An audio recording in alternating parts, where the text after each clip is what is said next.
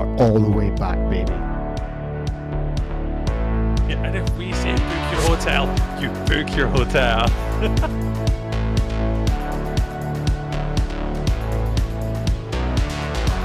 But my lord, I have soiled myself. What do you mean by live? Genuine live? Hello, radio! And now, another episode of The Way We HNC.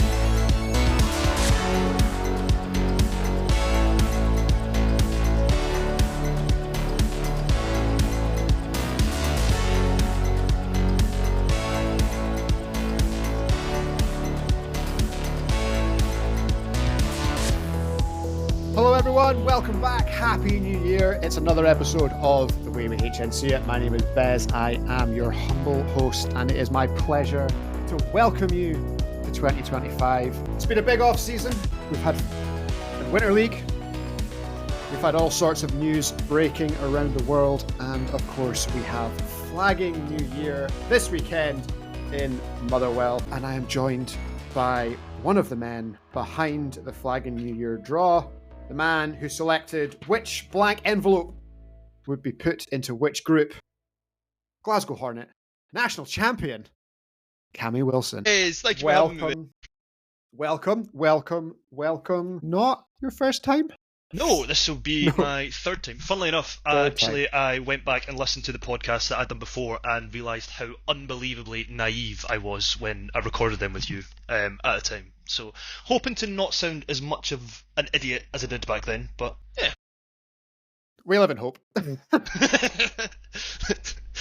only so much that can happen when you put me on a podcast, mate. We live in hope, but yes, it's been a big year since the last Flagging New Year for yourself and for your club. Obviously, we alluded to it there in your little intro, national champion. Is that on your LinkedIn yet or anything? It was a long time coming, especially with the 2 years prior, with what happened in 2022, rather humiliating exit, and then how close we were in 2023 to actually finally get it in 2024 was, I mean, everyone's seen the photos. Everybody that was there knew what it meant to us. It was phenomenal, man. I can't put into words how great a day that was. Yeah, it was a good day. Yeah, I've had the headline of the first time since the Kirkcaldy Bulls written for about 5 years. So it was good to be able to finally use it, and obviously the scenes at the final whistle. Talk about no pressure when you're driving down to Manchester. You get a text from your good mate Bez being like, no pressure or anything, but just so you know, I've already made this graphic, don't let me down. And I'm just like, what? Yeah, it was very, very, very lazy, and just made all the graphics for the number one seeds to make sure that they were all the right size. Hey, you prepare, and you prepare to fail. It's much easier to do it on a laptop than it is on your phone on a sideline. So if I can get all the aspects done to get to post them, then it's much, much easier. Yes, and also I guess I should congratulate you because not only national champion, but MVP of the national champion team the other night. Yeah. It's a bit of a weird one for me because I organised the awards night, so I've been sitting on that for probably about 3 months. They didn't even give it from you. No, well, no. I collect all the votes. Right, okay. It's my job to find out who's won each award and stuff. So yeah, I've been sitting on it for a while, and again, not only being one of the MVPs, but on a championship winning squad is just.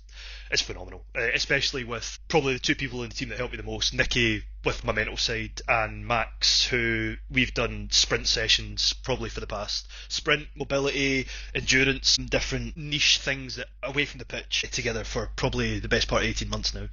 I didn't really want to take much from that myself. I am there because of those two people that also won it with me, so shout out to Max and Nikki for that. But yeah. Like a truly night, humbled. Oh, it was great fun, especially it was the first one we had with the youth team there. So have it going from our usual crowd of let's say 25 to 30 to 65 people. Yeah, it was pretty cool. a lot changed. But yeah, it was good. Good. Great. Yeah. So if we look at last, like, when did the season feel different? Like, was there a point? Because obviously, since the pandemic, like, the Hornets haven't lost a regular season game, right? So, but was there a point? Was there a point where you were like, you know, okay, this year we're a different squad? Because like there was a rocky start in week one, and then from then on it was just like, you know. Yeah. So like we, coming into the season, we kind of agreed to just like even before the blip in week one, we had the number 1 seed in 2023, and we didn't win then. So we were very much as a unit like, let's just be complacent. Let's just we get to the finals, we do what we do. It doesn't matter if we come 4th seed, if we need to play a wildcard game, if we come in 1st seed, we don't care. We're just going to turn up, we're going to turn out and do what we do. And then week one happened and we drew with the Broncos and we're all a bit like, God, is like we not good anymore. Especially like obviously we brought in Ollie and the we were really excited to work as a unit for the season, and then that happened, and then we drew with the Broncos and we're like, right, okay, it might have not gone exactly how we had it on paper, but at the same time we've got this attitude where we agreed that we didn't care, like we were just going to go out and we're going to do it because we put so much pressure on ourselves 2 years before to come away with it, and it shattered us. After 2022 and 2023 as a unit, we didn't really do much after it or anything. We didn't really see each other until Flag and New Year. So this year we're just kind of collectively agreed that we're just going to let it be, let it go, and if we get there, we get there. If we don't, we don't. And then so week one happened, and then we rallied ourselves back, and then I think it was after, it would have been a cross-conference game day, which was the one that was in Scotland for the Hornets. Okay, so Titans, Crows, and Salford? No, it was the easier, no offence to the teams, the easier one for us. So we had Salford, Wigan, and Revs, I believe. Oh yeah, sorry, yeah, we played the Titans. I was there. We played the Titans in Edinburgh. God. Yeah. And we came through that. That was probably going to be the last hurdle for us to like make. Well, so like the wouldn't have been the last hurdle for us, but like it was the second to last game day, I believe, before we headed up to Aberdeen. Yeah. Came through that unscathed. We knew we had a tough couple of games in Aberdeen because Nicky was going to be away on holiday, so we had Ewan Miller at the helm. We had Edinburgh, who had already beat the Broncos, and they'd ran us pretty tight. And then, going back to the cross-conference game day, news started travelling up from down south that Cardiff had lost. We were like, what? Redden beat Cardiff. We were like, sorry, what? So we'd gone from what we thought was going to be a second seed place back up to a 1st seed place. Obviously, Cardiff beating London and then Redden beating Cardiff was just like a wild day in the South Premiership. I remember all the score. I remember having the graphic ready to go and just being like, this is going to be a lot of fun when I press hit on this. Like, there you go, everyone. Yeah. That was a big day. And the fact there was like one day as well. It was just like crazy. I think that really gave us a huge momentum swing. The group chat was buzzing. I was on the train to Edinburgh to see Paul Weller when the text started coming in, and I was just like, huh? What?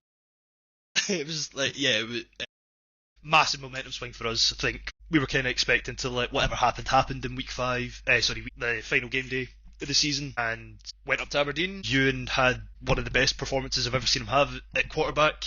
As a unit, everything started falling into place. At the start of the season, there was a lot of questions if the offense could keep up with the defense, if this new defensive structure was going to work, if all the philosophy that we'd done and the research that we were doing against these teams was actually going to pay off. And then after that final game week, we're like, right, okay, yeah, we're good. And then from there, it was working out the seedings of who we were going to face in Manchester, and that totally went out the window after Edinburgh beat the Broncos. Yeah, right. That's like the wildcard round's mental, because like you need one upset in any game other than like the middle one, then it's through, and it's just off. It's just everything. The quarterfinals totally reset. So Yeah, which, to be honest, it could have been quite a difficult one for us because we've got a lot of friends at Edinburgh, and we don't go to finals to make friends. You know, like we're there to do what we do. We're there to win a game, and if we had to, we'll beat whoever you put in front of us. That's total ethos of it. And so weren't anxious coming into the game. We just we didn't really want to upset anyone or hurt anyone's feelings, but I don't think we could have put 100 up on Edinburgh, and after the game that they had against the Broncos, they were like, we do not care. We simply could not care less what you do to us. Like, game finished, 53-6, and they were still running off the sideline buzzing. James Cassidy, one of probably the most outspoken people in the HNC, was skipping about when they were 40-0 down, not a care in the world, and no offence to them, like, they went on to have an excellent day, and I'm not saying that they were happy getting beat off us, but they done extremely well to do what they done that day, and also gave us a huge confidence boost. We've always kind of Hornets are pretty notorious for having a bit of a slow start at finals, and we've always made it a bit wobbly for ourselves, and we went out and put up over 50 points against the team and only conceded once. So yeah, it was great. Then on to the Devils from there, another really highly contested game. Kind of glad that we got the sideline that we did, because behind their sideline was Smoke Cardiff, and I'm pretty sure that could have been a bit of a distraction for some of our boys had we been on that sideline. Yeah, great game with them, a lot of fun. The offense really had to click into gear there, and we produced some really big plays. We had to dig deep into the playbook, but again, full credit to the Devils. Stellar game. It was probably our toughest game of the day, no offence to the Hurricanes either, but yeah, that game was a lot of fun. Purely, I don't think it flew by. I couldn't really tell you a single thing that happened in that game. I just remember Ewan Miller throwing me a touchdown at one point, and the heart racing. We had our youth team on the sideline as well, so there was a lot of pressure to try and look good in front of them. You don't want to be the coach that talks a big game and then gets put out in the semi-final. Drops the ball, the end zone. Yeah. Right. So really high intensity game there, both mentally and physically, against the Devils, and then the final kind of speaks for itself there after that. We got asked by BAFA, not for any reason, it's not like they forgot to book the pitch for the time that they said they were going to book it for or anything, but we may or may not have had to bring the final an hour and a half early just to accommodate BAFA's miscalculation, shall we say? But yeah, so we didn't get the Friday night lights that we wanted. Saturday night lights. Like the smoke game the year before, I loved being under the floodlights. The sidelines were absolutely packed. All focus was on us. It was a great atmosphere. It was great to be the centre of attention, so to speak. I won't be too humble and say that I don't like that, but yeah, there was some youth games going on around us, so it wasn't quite what I pictured in my head, but I don't think anything about that final was quite what I pictured in my head with the way the result ended. Like, going from being, 18 points up, I believe, against the Smoke the year before, to then taking a knee to finish the game and watching Nicky launch the ball as far as he could. It was incredible, man. When we were in victory formation, I was standing there crying on the pitch, and I'm pretty sure I got some funny looks off Cardiff players, like, why is this mascara running? Like, because I had my eye black on, it was just like streaming down my face. Phenomenal season, phenomenal day, especially with my youth team being there as well. Like, I've said before that I didn't really get a moment to even breathe from the full day. It was literally play, cool down, get the youth team warmed up, get their game day done, maybe have to leave their game 5-10 minutes early so I can go and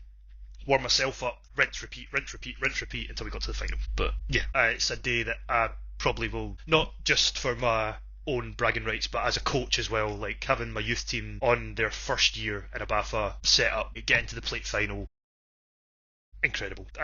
I've really struggled to put that day into words when people have asked me about it, and I tend to do what I'm doing now and just rant on for probably longer than I should, but yeah, amazing. So how long did it take for someone to say, repeat 2025? Half an hour? The car journey home the next day? We all kind of scattered after the whistle. We got the trophy. We all went and spoke to loved ones and stuff. We were all staying in the same hotel.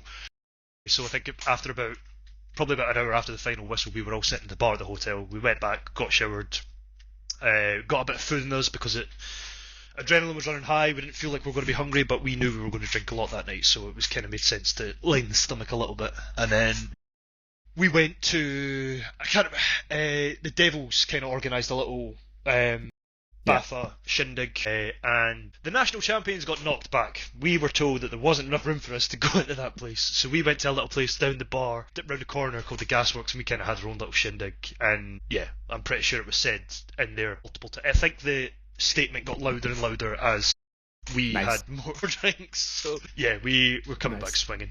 We're good. So I know that, like, obviously you'll still be, and I don't want to like pry into the kind of the inside the team too much, but like obviously like you're preparing for Flag and New Year, which is a big step in preparing for the season, which starts sooner than we are probably ready for. God, yes. Division 1 kicking off again in March, in I think exactly 3 months today. I think it's the 16th. So that's horrifying, basically. If you are a Division 1 team and you are not yet back into training full swing, you have 3 months to do so before Good luck. Game 1. Good luck. Yeah, with the Prem a month after that. Is there like a different feeling in the team this year with like not knowing that you've like achieved the goal? Because obviously, I mean, you have achieved goal A, but like coming in with like the national championship banner essentially like hanging in the rafters, is there like a different, like, are you expecting a different shot from teams this year? Are you doing anything? No, I think we'll still, so to address like the first part of that, after probably about 2 or 3 weeks, it was just kind of like, cool, what now? Like we weren't done. Like we knew as a team that we wanted more. The first person I really spoke to about it was Jules. We were just kind of chatting, and he was like, cool, the high's down, what now? What's next? We need a target. We as a club have agreed that like we just can't just be complacent. We can't just say, cool, we've got our national championship, let's slack off for the next year, whatever. We want to come back, we want more. We aren't finished with just a national title. We want to go higher. We want credits in Europe. I don't quite know what we want personally, but I know I want more. I'm hungry. I mean, you'll have a Champions Bowl entry, so I guess there's that, yeah. There's one, and then obviously there's the major tournaments across Europe as well. Hornets haven't really travelled to anything. We've done Sport Monda in 2022, 22 or 23, I can't remember. I wasn't there, I know that. And we done fairly well there. We got invited very late to Champions Bowl for 2024, which we couldn't accommodate. It just wasn't enough time for us to sort of rally the troops, get travel plans sorted and get everything together, which was quite gutting because the only 2 tournaments we've been to in the past 6-7 years have been Champions Bowl and Sport Monda. So we want to get back out to Europe. We want to start travelling as a unit again and actually turn up with a lot of these teams come enter as a team and get a couple of ringers in. We don't want to do that. We want to come as true Hornets. If you're going to go as the Hornets, you're going to go as the Hornets, yeah. Exactly, yeah. Yeah, because I think I'm trying to remember I think the Hornets were at like King Bowl, but it was like 2018. It was like when we were there as Aberdeen, and we were actually an Aberdeen team. It was a long time ago. Predates you by far, I think. Yeah. So the first tournament I remember the Hornets going to was a Champions Bowl is where the World Club Champions were held. Is it I can't remember. Kalu? Yes, that's the one. They went out there. I was supposed to go with them, but I couldn't make it work. I just had a newborn at the time, and that was the last tournament I remember them going out to. So we're I think our next step is going to be going back out to Europe and making some noise and make some waves there. But to address the second part of the question, don't think teams can come at us any way we want. I'm pretty sure we're pretty comfortable in how we approach any team. Teams have obviously got a lot more film on us now. That they've got the whole playbook that we used. Again, like you've seen some of the nonsense that we ran in the finals. Like there was a lot of Kerrance running the ball, a lot of me running the ball. And teams have got that now, and they're going to key in on that. Shout out to Japan for giving us those plays from the World Club. Inspiring the world. Honestly, we're going to be fine. Like we have some great minds on our team, and we've got some even better athletes. Like the defense we've got is just incredible. Like knowing that I, as an offensive player, have that safety blanket out. If we mess up or whatever, if we don't get the first down, if we don't get the touchdown, I'm sending 5 guys who are going out to represent GB onto the pitch to go and make sure that they don't score. As a unit, we're just going to do what we do. I think we're going to try and replicate the attitude that we had last season. Same with the preparation for each team that we come up against. We're pretty comfortable with the setup and the attitude that we have. So yeah, let's go and run it at Flag and New Year, see how we do, and get on to the season. Looking forward to it. So Flag and New Year, it's a good start. It's like bizarrely the championship list doesn't have Glasgow Hornets on it, which is like, I think people that don't know that are like surprised to hear that. A lot of people come to me and be like, how haven't you won your own tournament yet? I was like, it's not my tournament. It's not, the Hornets don't run the tournament, so to speak, but it is on our doorstep, and it has been knocking for a while. Coming up against Bold City last season, and a really tight first half, and they just managed to slip away in the second half. Was quite gutting. We came third. Nicky broke his finger in the World Club Champion, not the World Club Champions, against Bold City College, who played at the World Club Champions. Yeah. But he broke his finger in the last play of that. Yeah, they did. Nicky broke his finger in the last play of that game, so we had Ewan going at quarterback, and I think we lost Ollie. I can't remember if Jules played. We lost Nicky, obviously. I'm not sure about Matt. We lost one other vital person, so we were just going to come in, Ewan at quarterback, have a bit of fun, try and end the weekend on a high, and we won it. We not won third place at least. So we won the game. Yeah, but yeah, that's kind of. I think, was it the final against yourselves in the outdoor year, Hornets Aberdeen? So it's kind of been haunting us since then. So yeah, thank you, appreciate it. I was a baby at the sport at that time. I think I'd been playing for about 2 months, and I turned up on a Sunday rather hungover and played with a bunch of Russian guys. So means that to me, but. That year, it was quite a funny year for us. Like, it was kind of in one of those, in like 12-minute tournaments, like the core of that team that played them, we won a lot, but we failed to make the playoffs of the league. Right? Yeah. So like, I think that year we won across like the kind of Oil Cats, Rexies, interchangeable name entering tournaments. I think we won 4 tournaments or something, but we were fourth in the division in the league and failed to make the playoffs. So it was like that final, as with the extenuating circumstances of it having to get moved outside and the like round robin playoff format, like it was that started a very like successful but strange year for kind of our lot. Yeah, and like every other team, we probably feel like that gave us a lot of momentum going into 2020 until the exact moment that it didn't. 2020, and then but yeah, we've had this like running joke, especially like with like Aaron. There's like a 20 and 20 somewhere about like the lost season. Yeah, but it was, or whatever it's called. 30. So Flag of New Year, it's been eluding us for longer than we'd like to admit. So I mean, if there's one way to follow up a national championship, it's to win a local championship, one that's right on our doorstep. And we'll get to it in probably. Well, no, maybe not. Well, no, Group D is the hardest group, but Group maybe D, yeah, 100%. Group C. I think you might still get a challenge. So yes, let's take a look at Flag in the Year. Obviously, you and Alan Young, who is known, on that particular day was wearing his Chairman of Scoff hat rather than his myriad of other headwear. Yes, so you guys did the draw, so it's all out there, but we will take a run through. So Group 1, International Mambas, Grangemouth Stallions, Lancashire Bombers, Manchester Titans, Salford Scorpions, and Kalakaku. Kalakaku been back a few times now. Yes. One of my favourite teams just to be near a sideline when they're playing. Like, they're so like, fun to watch, they're so annoying to play against. Oh, they're so annoying. I've actually never played against them, but I have watched other teams play against them, and just like, yeah, very, very difficult to play against, but very fantastic to be neutral on. We had them in the group stages of last year and came up short, but they were very respectful to us. It was the first game of the day, so I'm not sure they were 1 sober or 2 actually awake yet. They gave us a really good game. Again, another close first half. Slipped away from us in the second half, but outstanding team. I'm unsure about who they put up the players that they're bringing on their Instagram story the other week, but also there is a massive tournament happening across in Tampa this weekend, and yes, there is a French team going across to that as well, so I can imagine that they're going to lose a couple of big names to that. Yeah. But I would be very surprised if they didn't top the group going by the teams listed at the moment.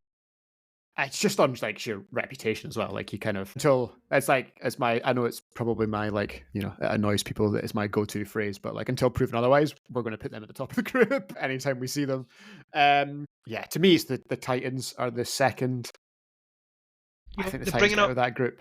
Bringing up a strong squad. I believe most are coming up the night before as well, so it's not like they're coming up from a travel. They're going to be rested. They're going to have to travel less than Kalakaku, obviously. So I think Kalakaku would be able to take it. It depends when in the day they're actually going to play them. But I would say number 1, Kalakaku, number 2, Titans. Yeah, I think so. And really, it's always fun when you've got like the how would you say it? Like the kind of mercenary squad, the Mambas. You never really know what they're going to get. It's the second team, so you have no idea. I don't know if they're going to try and split bodies. Or if this is like they had so many people that were, they had enough Dutch people to keep the Dutch Mambas Dutch, and the international ones, there's everybody else that wanted to play with them, and they were just going to split the uniforms out. I don't know. It's quite funny. I said on the live stream, like last year, they didn't have enough people to field a team. It still came over, given their due, and then this year they've got enough for 2. So yeah, smashing. So yeah, well done to them. The Stallions are they're out. Grangemouth have gone comic book themed on the graphics this year, so their team lists are already out. Obviously, Tree will be part of the Stallions, so he's not here today, but Tree will be part of the Stallions. The Bombers are, I think, leading the bottom half of Winter League. I don't know if it's them or Grangemouth. Grangemouth beat us. Or do we? No, sorry. Yeah, you're right. The bottom 6. Bombers are they leading the bottom 6? Yeah. Bombers are top. Glasgow are second, and Grangemouth are third, I believe. The last Winter League, the Bombers they weren't very happy with the comments that I made at the live stream about how I thought this could potentially be above their level, and they made me well aware of that when we played them. As they were pouring on. Yeah. Well. So I'll be honest, Cammy, that is the risk you take when you sit in front of a microphone, and if you do it week in, week out, people tell you about it on the pitch. Yeah. With the Stallion squad that are out, they've got a couple of previous Broncos coming down, so I think I'm probably going to give Stallions the edge and probably say third. Mambas, I don't know who they're bringing over. I have no idea. I'm probably going to put them fifth, to be honest. Salford is an interesting one as well, because with Salford, like, they are a Prem team and they like hold their own to get like they're rarely in the relegation battle. They're not challenging the two Manchesters for playoffs, but they're never actually on the brink either. So I think that middle of the pack's quite hard to call. Like, yeah. So if they bring up their like normal Prem team, you just get into that like they're used to playing together. Chemistry. Yeah, true. Also, there's some of the Midlands teams the Northern English teams, the middle of the UK, aren't coming up. Like the Crows aren't entered this year, so potential for some ringers to come, maybe some Revs. You no idea who they're going to bring, but they're seasoned veterans of this. They've been coming to the flagging events, both Ironman and New Year, for years at this point. For a while now. I'm going to give them a bit of favouritism as well. I think they'll be middle, because it's top 2, middle 2, bottom 2, isn't it? So I think they'll be middle. Yeah, we're going to split. I would probably put them in the middle bracket. Yeah. So So we were saying Titans, Kalakaku make the championship bracket very well. Group 2, Group B, fantastic group. The Chargers, the Dunboyne Wildcats, the Bucks Wolves, the First and 15 Mercs, the Murray Distillers, and the Silver Lions. Good group. Yeah. This is, on Turnify, I think this is the Barbarians who came out of the hat as Silver Lions 1. So that will become important later on. Yeah. They were, so the Silver Lions of this group are the seeded team. However, obviously it's the GB Silver Lions squad, how they split their players. Both sides are probably going to be good enough to have been seeded. Yes. It won't be a surprise to see them both make the playoff stage. I got a lot of questions, people coming to me asking, how come only one were seeded? How's that fair? Why am I getting put in the same pot as the GBB team? And I'm like, I don't know, man. Go and ask him. I didn't organise this. It was the Silver Lions 1 were considered to be a returning team. And as a returning team that finished top 4, they were given by. The Silver Lions 2 were considered a new team, so along with all the other new teams, they went into pot 3. Deal with it. It's a fix. As if the GB head coach would try and rig his own tournament. That's disgusting. At least they're not in the same group. Yeah, it's true. So a very, very middle of the pack bracket.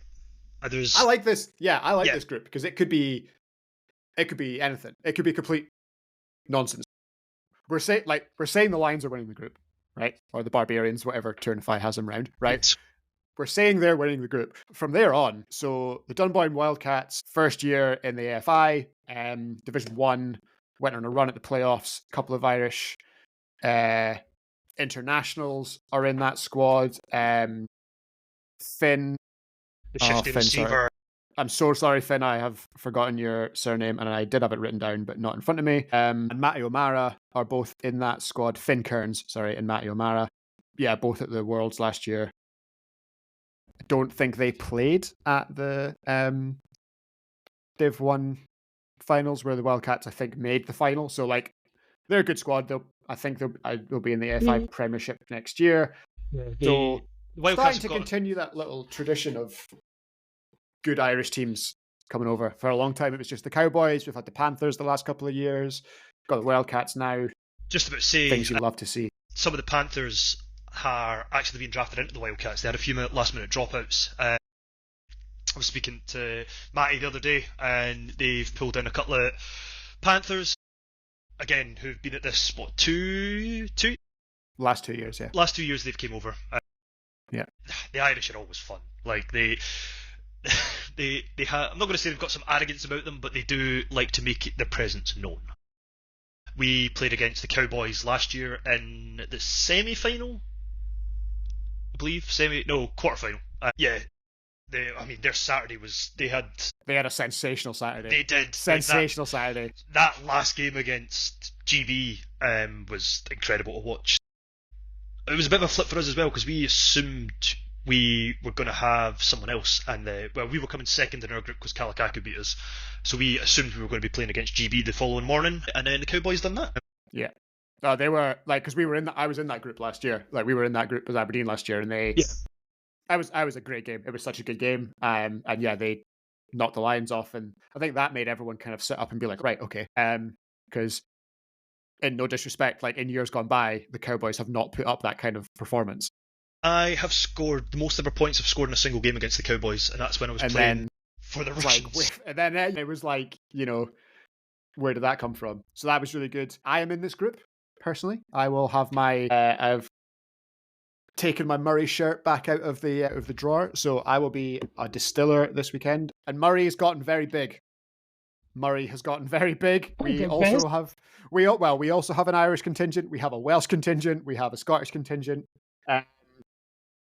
So I'll need to check the group chat, see if we're representing the entirety of the British Isles. I'm not sure if we have anyone hailing from England, but potentially, yeah. Murray is massive. Walk it. Celtic strength there. Irish, Welsh, exactly. And Scottish. I love that. Yeah, wicked. Murray is massive. Oh, so we've got them. So for me, it's teams that if I'm being selfish, I don't think I've ever played the Wolves. I've certainly never played the Wildcats. Obviously, know the Chargers boys extremely well. Looking forward to that game. 1st and 15 is a Mercs team, so that's a new team every time you play them. And obviously, the Lions are generally a different team every time you play them. And that's also always a really hard game, which excites me. So I am looking forward to this group. Yeah, I think Murray and the Wolves did play last year. 2024, 2023 plate winners in Division 1. Yeah, and obviously the Chargers coming off an incredible season, and we'll see them in the Premiership this year. So good start to their season. I'm excited to see Bucks come up, and they had a really vastly improved season. I think they're probably going to lose Callum Dean to GB. I'm going to assume that they will, but Dan and his boys they're a great laugh. They're up here for a bit of fun as well. They'll swing with the punches. They're going to be good. And honestly, going by, I think they could probably make the middle group. I'd struggle to put them in the top bracket, but I think they're going to come 3rd or 4th, probably. I'd be quite happy to see them get up there. I think the second place in this group is Like such a toss-up. It could be anyone. Like obviously with the ringers that Mori have pulled in, I'm not going to give anything away, but they've got some advantages against one of the teams in there. May or may not know their defense. I personally would probably put GB top, and I'm going to go with the Wildcats second. I think the Wildcats, because the thing about a Merc team, right, which is essentially what we are this weekend, is like you need a game or two to work out, like, especially on defense, like what everyone else does. So I think that might cost us. I think the final two games for Murray are Wildcats and Lions. I'm not sure which way around they are, but I think they're the afternoon games. So maybe we'll have like had a chance to work something out without getting torn apart entirely. Like if it had been Silver Lions at 9:00 in the morning, I might have had some more concerns about a brand new defense that had never played together. So we'll see how that one staring Tom goes. down like why like haven't we had enough? I know what you're going to do. Just please don't. So yeah, Group 3, Shamrock Shakes, Dutch Mambas, Edinburgh Outlaws, Newcastle Blackhawks, North Ants Titans, and your own Glasgow Hornets. Yes.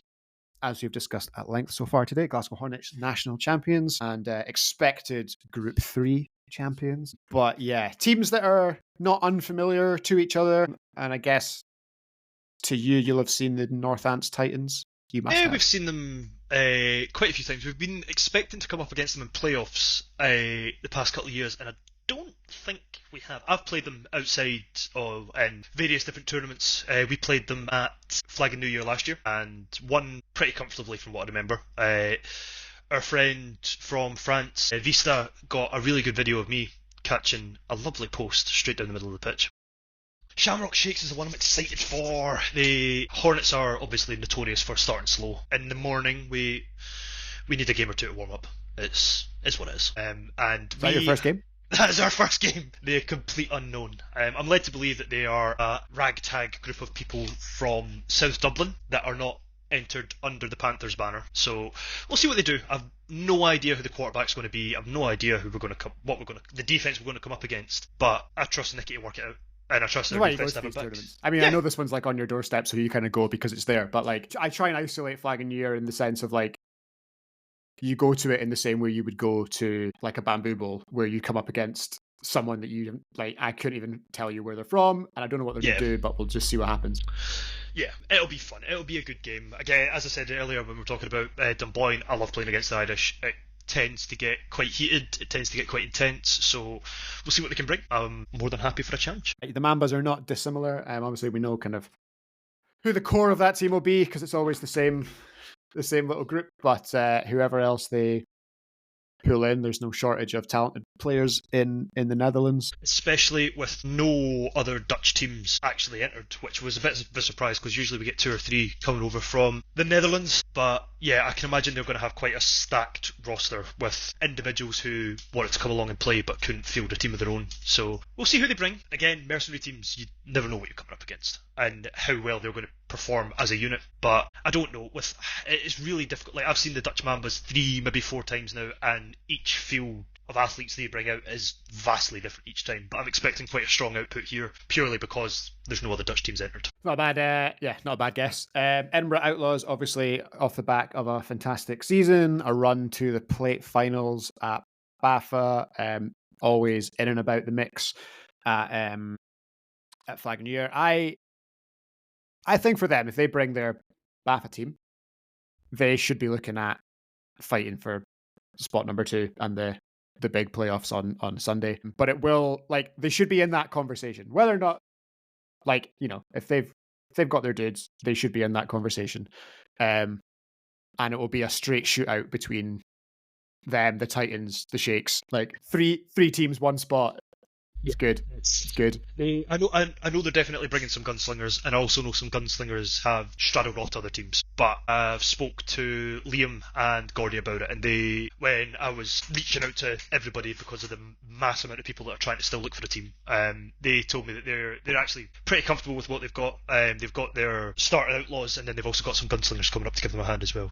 It'll be a strong outing for them. And then the Blackhawks, again, You don't always see the Black Hawks at Winter League because they are the Shadow Hawks as they are now. So I'm expecting some of the ones to travel. I think the best way to look at it is look at Baywatch. Haven't spoken to anyone. Yeah. Baywatch have essentially got some, Phil wanted to use the Shadow Hawks as Winter League is intended to do, as pure development, which makes sense. So Baywatch came into play, and some of the actual Black Hawks instead of Shadow Hawks went over to them. Good. And then we mentioned the Titans before. Like I think they'll be in the battle for that playoff spot, the second playoff spot. Yeah, 2 and 3, pretty hard to call. Tough to call. For a very different reason, Group 4. I don't even know what it's.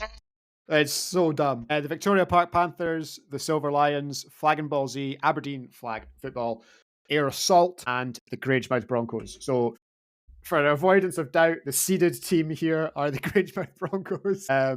Air Assault and Aberdeen were the pot 2, and the kind of unseeded teams were Flag and Ball Z, Silver Lions, and VPP. And for me, one of the highlights of the live stream of the draw was Lewis's comments just as he watched all the teams get added. It was me and Lewis have been in talks for probably the past 2-3 months. He has very kindly actually taken 2 of my friends to go and play for him.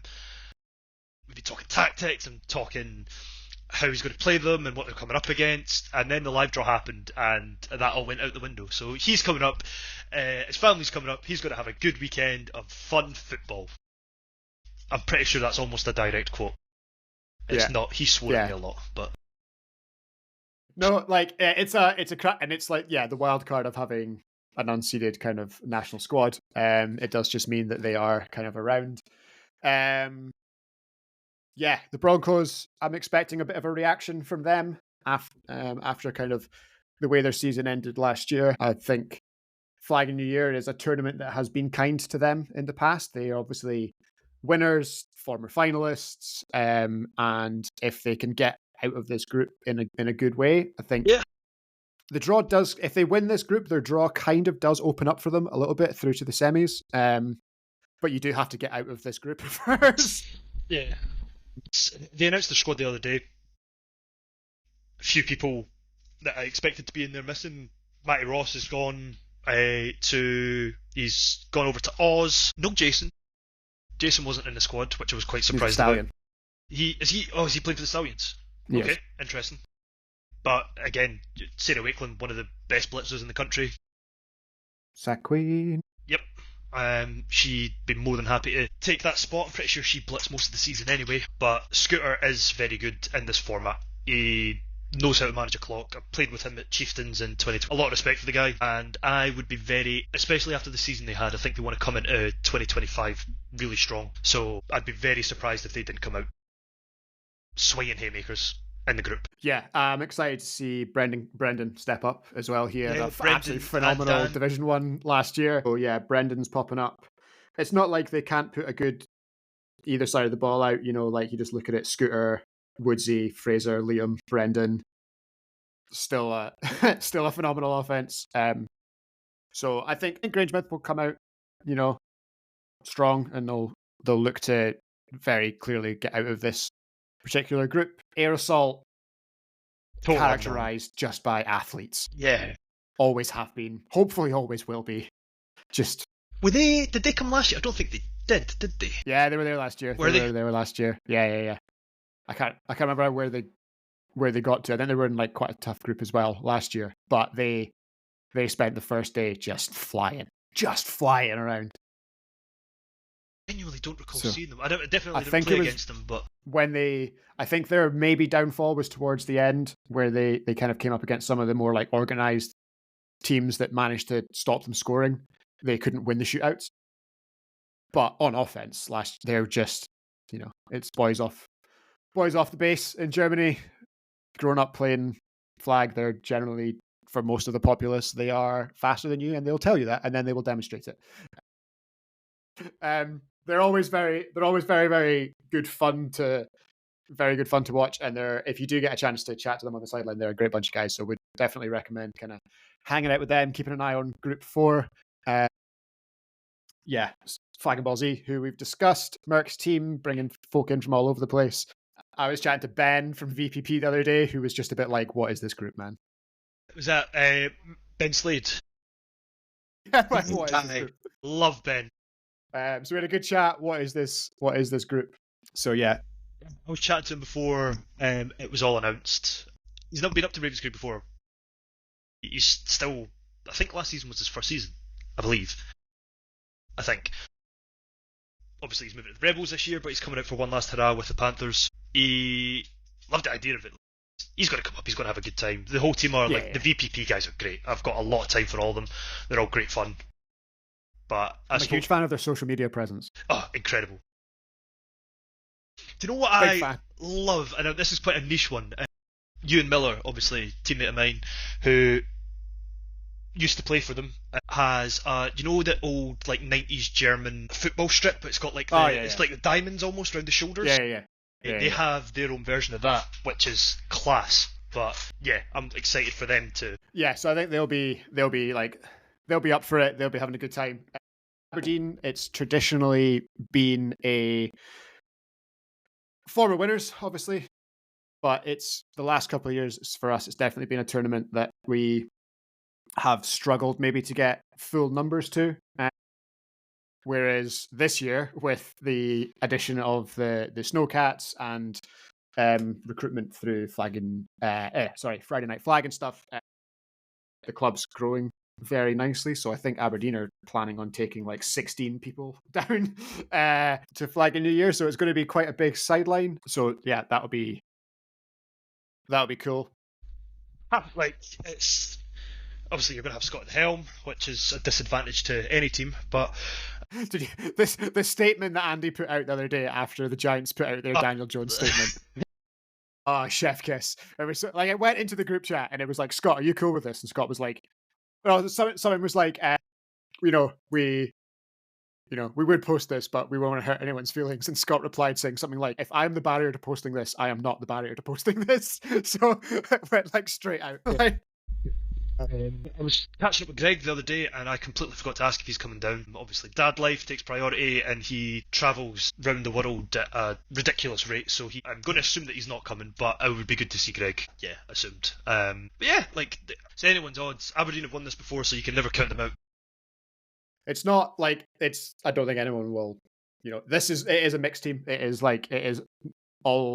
Aberdeen flag football. It is all 3 teams from the club being represented, which is sick. Now that we have a 3rd team, which is great. I think everyone should be looking forward to it. I think for a lot of people, it's going to be their first Flag in New Year, which is awesome. Especially for the Snowcats coming down. Obviously, some of them will have Heather and whatnot, seasoned veterans. We've seen this. She's been across the whole continent. She's gone all the way over to Russia to play before. But some of when I was reffing when you came down to Glasgow, early December, late November, whenever it was, there was a lot of faces I didn't even recognise. So letting them come down and actually witness how big this is and to compete on the next level as well will be great. It's going to do the Snowcats a lot of good, especially coming up to finals and stuff. It'll be great.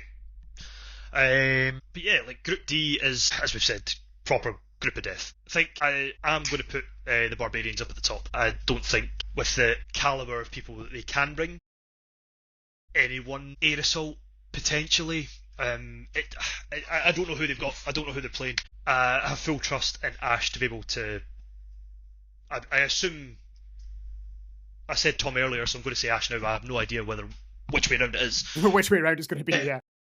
So, for argument's sake, we're going to say Ash is in this group. He is such a talented quarterback at being able to pick apart defences, like the segments that he's been doing. A quarterback writing up on defences, he must have a lot between the ears. I think probably the biggest challenge for GB would be air assault, and I think he'll be able to use his head to take apart their athleticism. Yeah, I think regardless of seeded, unseeded, I'm assuming the Lions are going to be top 2. The Grangemouth air assault battle for the other one, those 3 teams, whichever order they come in, 1, 2, 3. I think they are the top 3 teams. I don't know which way which order it comes. But I'm going to back Grangemouth to get out of that group. I think they will get out of that group. Okay. And I think they'll make yeah, like I said before, I think if I have got it in my head correctly, that the draw starts to kind of potentially open up on the Sunday for the Group D winners. I think do they get Group B? I can't remember how it works. So they get Group C, sorry. Yeah, first in Group D gets second in Group C. Yes.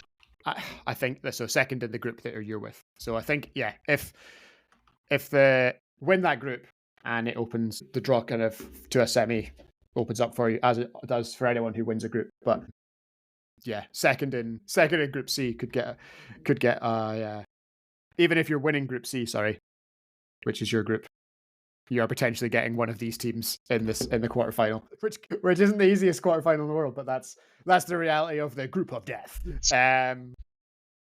So yes, that is kind of our whip round of the groups. Flag and New Year kicks off at 8:30 on Saturday morning. You will be able to keep up to date with all of the scores and standings on Turnify. We will share the link broadly.